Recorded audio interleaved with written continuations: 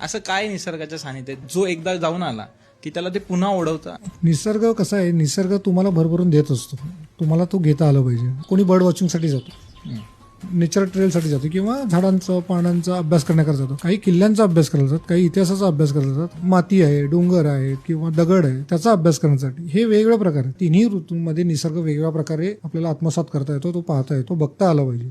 निसर्गाच्या पुढे कधीही जाऊ नये, आणि निसर्ग चुकीला कधीही चूक झाली तर चूकच आहे ती, त्याला माफी नाही. पाऊस आहे ना, पावसाळ्यातला निसर्ग आणि हिरवाई सगळ्यांना भुरळ पडत असते, आणि ही भुरळ न थांबणारी आहे, आणि ही कोणालाही साहजिक आहे.